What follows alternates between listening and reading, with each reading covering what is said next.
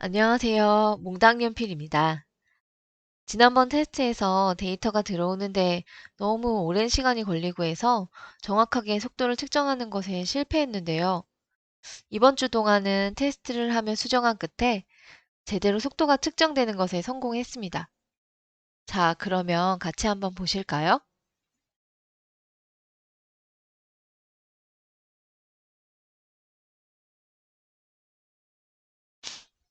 지난번 테스트를 하고 나서 1초마다 측정이 잘 된다면 속도값도 제대로 나와주지 않을까? 라는 생각을 했는데요. 하지만 왜 차가 빨리 달릴 때에만 데이터 수신율이 떨어지는지 웹서핑을 통해서는 도저히 이유를 찾을 수 없었습니다. 그래서 고민을 하다가 정지 상태에서 측정을 할 때도 간헐적으로 이 데이터가 늦게 들어왔을 때가 있다는 점이 떠올라서 일단 그 문제부터 원인을 찾아 개선해 보기로 했습니다. 먼저 GPS 수신기를 컨트롤러가 아닌 UART USB 컨버터에 바로 물리고선 그럴 때 들어오는 데이터 양상을 다시 살펴보았어요. 그러자 이전에 몰랐던 두 가지 사실을 깨달을 수 있었습니다. 첫 번째로는 달러 기호 뒤에 들어오는 문장이 쭉 들어오는 문장들, 그러니까 NMEA 규격에서 센턴스라고 부르는 이 문장이 한 문장씩 들어오는 게 아니라 한꺼번에 뭉텅이인 채로 1초마다 한꺼번에 들어온다는 사실이었습니다.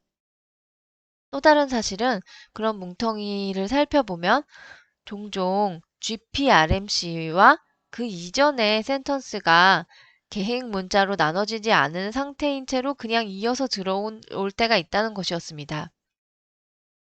이게 왜 그렇게 붙어서 두 개의 센턴스가 붙어서 들어오는지는 알 수 없었지만 아마도 이렇게 붙어서 들어오는 경우에 수신하지 못하고 놓치는 것 같았습니다. 왜냐면 제가 짠 코드에서는 달러 문자로 시작하고 계획 문자로 끝나는 센턴스를 이 달러 문자와 계획 문자로 나눠 놨거든요.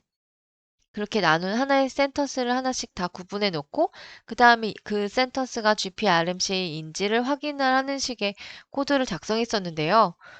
그런 방식으로는 이렇게 두 개가 붙어버린 RMC 데이터를 받지 못하고 잃어버리는 게 분명히 있습니다. 그래서 코드를 이렇게 바꿨습니다. 원래 코드는 여기 좌측에 보이시는 것처럼 UART available을 통해서 그 이제 루프를 한번 돌 때마다 받아올 게 있을 경우에는 무조건 다 받아와서 버프에 넣도록 했는데요. 그러고선 루프를 마저 돌고. 그런데 이번에 짠 코드는 그렇게 하지 않고 이제 할 getting 함수를 이용해서 이제 들어오는 시간을 1초 동안 들어온 것들을 버프에다 받아놓도록 했습니다. 그러니까 1초 동안 들어오는 것을 모은 거죠. 어차피 이게 1초마다 뭉텅이로 들어오니까 저렇게 바꿨고요. 예, 그렇게 바꾸고 나서 다시 한번 테스트를 해보니까 예, 이제 수신이 잘 되는 걸 확인할 수 있었습니다.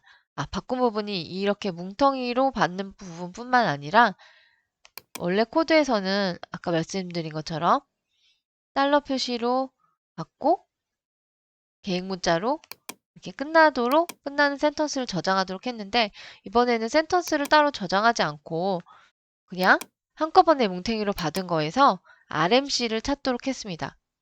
예. 그래서 알자를 딱 찾으면 바로 MC인지 확인을 하고 그 다음부터는 그 전과 마찬가지로 쉼표를 이용해서 구분해서 각 필드를 값을 넣어 주었습니다. 이렇게 했더니 어, 아까 말씀드린 것처럼 두 개의 센턴스가 붙어서 GPRMC가 마치 들어오지 않은 것처럼 보이는 현상을 방지할 수 있었습니다. 그러니까 GPRMC를 어떤 경우에든 GPRMC가 앞에 센턴스와 붙든 아니면 안 붙든 간에 GPRMC를 찾아내서 그 값을 받은 거죠. 이제 1초마다 수신이 잘 되도록 수정이 된 다음에 다시 한번 주행 테스트에 나섰습니다. 예, 이제 1초마다 데이터가 잘 수신되는 게 보이시죠? 그런데 이렇게 1초마다 데이터가 수신됨에도 불구하고 여전히 속도값은 이상했습니다. 속도값은 여전히 올라가지 않고 좀 제대로 나오지가 않았어요.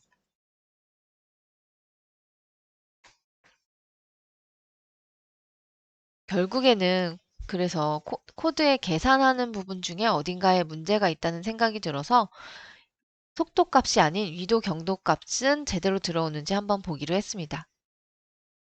예, 이렇게 집 근처의 공원에 가서 노트북과 GPS 수신기를 들고 가서 이제 들어오는 위도 경도 값을 구글 맵에다가 이제 직접 입력해 보았더니 황당하게도 제가 있는 위치가 서해 바다 한가운데로 나온 겁니다. 그제야 아, 위도 경도 계산에서 내가 뭔가 실수를 했구나. 서둘러 집으로 돌아와서 위도 경도 계산 코드를 살펴보았더니 뭐가 문제인지 바로 알 수 있었습니다. 뭐가 문제였냐면 바로 자료형 문제였는데요. 이 위도 경도를 계산하는 코드 부분을 보시면 지금은 수정이 되어 있는데요. 여기 더블로 받은 값들 중간에 인티저 값이 있습니다. 이 값을 전에 코드를 수정하다가 무심코 이 인티저 값을 더블 값으로 바꿨던 거예요. 이 두 개 다요. 사실은 더블 값이 되면 이 디그리 값을 구하는 거기 때문에 인티저 값으로 나눠 주어야 소수점 자리가 없어야만 하는 값이었거든요. 근데 그 값을 더블로 해줬으니 소수점 자리까지 여기 뒤에 계산할 때 소수점 자리까지 같이 빼주게 돼서 값이 아예 다른 값이 나왔던 것이었습니다. 네, 그렇게 해서 이 유도 경도 값을 계산하는 식을 다 고쳐주고 나서 다시 유도 경도를 입력해 보니까 그때는 이제 잘 들어오더라고요.